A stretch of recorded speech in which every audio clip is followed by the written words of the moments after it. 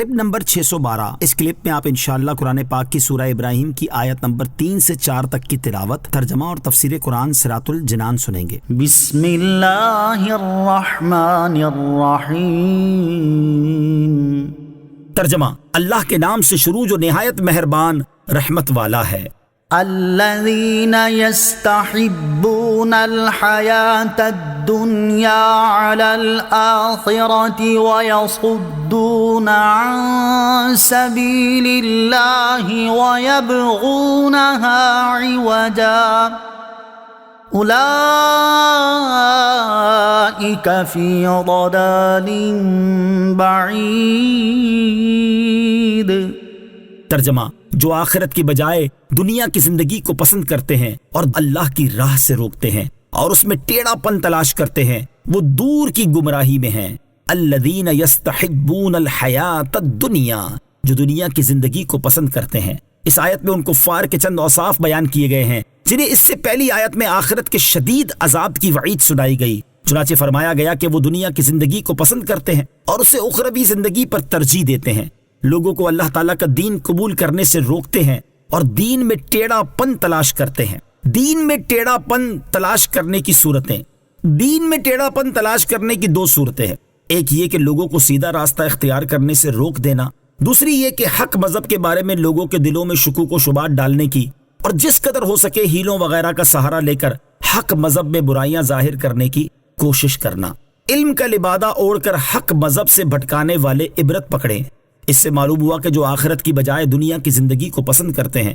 وہ عملی طور پر گمراہ ہیں، اور جو لوگوں کو اللہ تعالیٰ کے راستے اور دین سے روکتے ہیں وہ گمراہ کرنے والے ہیں۔ حضرت عبداللہ ابن عباس رضی اللہ تعالیٰ عنہما فرماتے ہیں، جو شخص بھی دنیا کی زیب و زینت اور اس کی رنگینیوں کو آخرت کی نعمتوں پر ترجیح دے اور آخرت کی بجائے دنیا میں ہی رہنے کو پسند کرے اور حضور پر نور علیہ الصلوۃ والسلام کے لائے ہوئے دین سے لوگوں کو روکے تو وہ اس آیت کے عموم میں داخل ہے، وہ خود گمراہ اور لوگوں کو گمراہ کرنے والا ہے۔ اس آیت سے ان لوگوں کو عبرت پکڑنی چاہیے جو علم کا لبادہ اوڑھ کر لوگوں کو مذہب حق سے دور کرنے کی کوشش میں مصروف ہیں اور دین میں نئے نئے مذہب نکال کر امت کی وحدت کا شرازہ بکھیرنے کی سعی کر رہے ہیں۔ حضرت زیاد بن حدیر رضی اللہ عنہ فرماتے ہیں کہ مجھ سے حضرت عمر رضی اللہ عنہ نے فرمایا، تم جانتے ہو کہ اسلام کو کیا چیز تباہ کرے گی؟ میں نے کہا نہیں۔ ارشاد فرمایا کہ اسلام کو عالم کی لغزش، منافق کا قرآن میں جھگڑنا اور گمراہ کن سرداروں کی حکومت تباہ کرے گی۔ حضرت ابو درداء رضی اللہ تعالیٰ عنہ سے روایت ہے،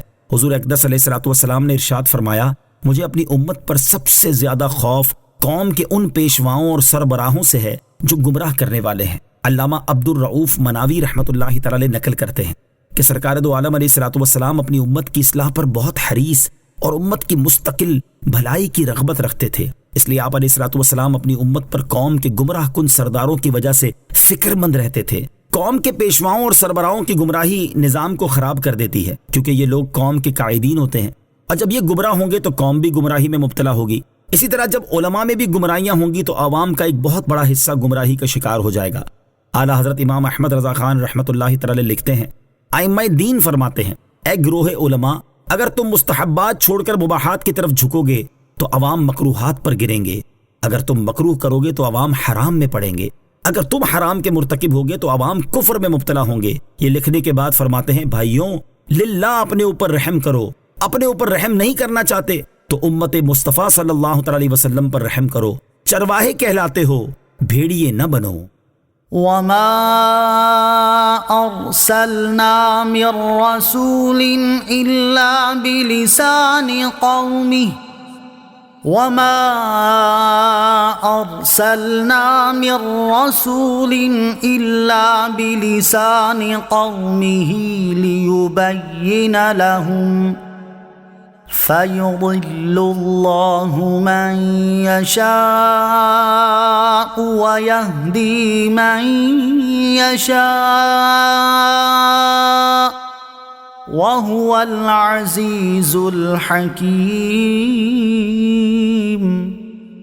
ترجمہ: اور ہم نے ہر رسول اس کی قوم کی زبان کے ساتھ ہی بھیجا تاکہ وہ انہیں واضح کر کے بتا دے، پھر اللہ گمراہ کرتا ہے جسے چاہتا ہے اور راہ دکھاتا ہے جسے چاہتا ہے، اور وہی عزت والا حکمت والا ہے۔ وما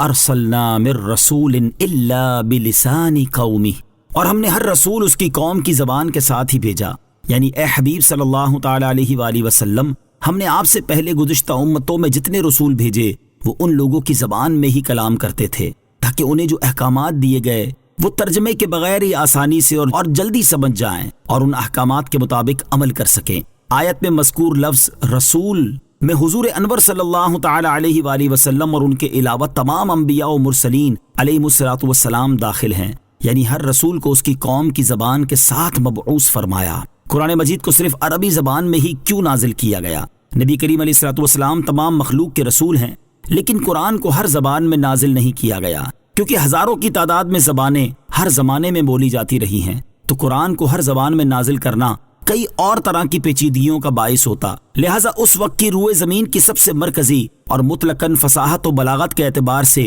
سب سے اعلیٰ زبان یعنی عربی میں قرآن کو نازل کیا گیا تاکہ رسول عربی صلی اللہ تعالی علیہ وآلہ وسلم قرآن پاک کی اپنے قول و عمل سے بہترین تشریح فرما دیں اور پھر آپ کی امت دنیا بھر کی زبانوں میں ان تعلیمات کو منتقل کر دے۔ فَيُضِلُّ اللَّهُ مَن يَشَاءُ، پھر اللہ گمراہ کرتا ہے جسے چاہتا ہے، یعنی رسول کی ذمہ داری صرف تبلیغ کر دینا اور احکام پہنچا دینا ہے، جبکہ ہدایت دینا اور گمراہ کرنا اللہ تعالیٰ کے ذمے ہے، اور اللہ تعالیٰ جسے چاہے ہدایت دیتا ہے اور جسے چاہے گمراہ کرتا ہے، وہی غالب ہے اور اس پر کوئی غالب نہیں ہو سکتا، وہی اپنے کاموں میں حکمت والا ہے۔